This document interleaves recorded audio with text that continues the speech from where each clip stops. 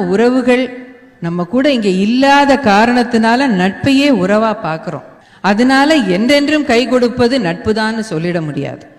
இப்படி நான் பேசுறதுனால நட்பை ஏதோ குறைச்சி எடை போடுறேன்னு நீங்க நினைக்க கூடாது. சுரேஷே சொன்னாரு, நட்புங்கிறது தண்ணீர் மாதிரி. ஆரோக்கியமான வாழ்க்கைக்கு தண்ணீர் இல்லாத வாழ்வு கிடையாது. நிச்சயம் தண்ணீர் அவசியம். ஆனா நான் சொல்ல வர்றது என்னன்னா, உறவுங்கிறது சுவாசம் மாதிரி. சுவாசிக்காம இருக்கவே முடியாது. நட்பு வாழ்க்கையில பாதியில தான் வருது.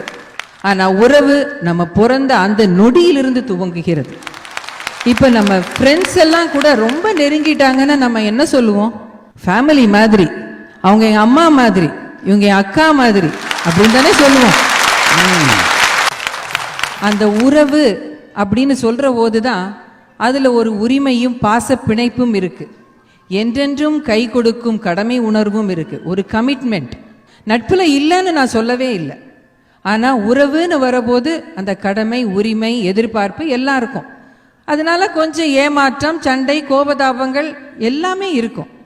ஆனா பிடிக்காத நட்பிலிருந்து நீங்க உதறிட்டு போக முடியும். உறவு அப்படி அல்ல.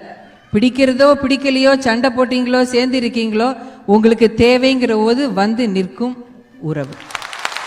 யாயும் நியாயும் யாராகியரோ எந்தையும் நுந்தையும் எவ்வழி கேளிர்னு சேர்ற உறவு. செம்புல பெயல் நீராக கலக்கும் உறவு கணவன் மனைவி பந்தம். படிங்கயா. ஆலம் விழுதுகள் போல் ஆயிரம் வந்தும் என்ன, வேறென நீ இருந்தாய் அதில் நான் வீழ்ந்து விடாதிருந்தேன் என்று சொல்கிற பந்தம். அந்த பந்தத்தை அப்படி ஒரு கை கொடுக்கிற உறவா அது இருக்கிறதுனால தான் இந்த கல்யாண மாலை குழுவினர் இங்க வந்திருக்காங்க, கல்யாணத்தை அரேஞ்ச் பண்றதுக்கு. அவங்களையே பார்த்தீங்கன்னா அவங்க கூட இருக்கிறவங்க எல்லாரும் அவங்க கூட கை கொடுக்கிற உறவு.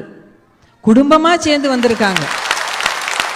கல்யாணம் நடத்தும் போது ஃப்ரெண்ட்ஸ் எல்லாம் வருவாங்க, அவங்கெல்லாம் நடத்துவாங்கன்னு எல்லாரும் சொல்லலாம்.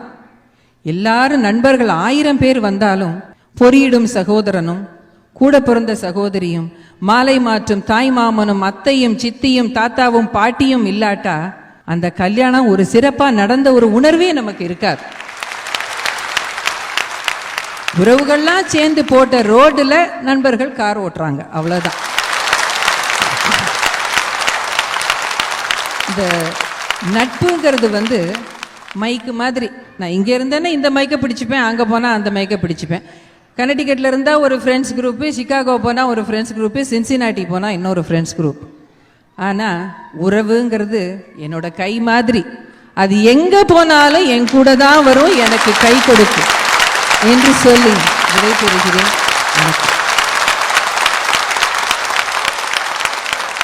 திருமதி பூமா நம்பி ஸ்ரீ அசத்திட்டாங்க. நான் ரொம்ப பயந்துகிட்டு இருந்தேன், என்ன செய்ய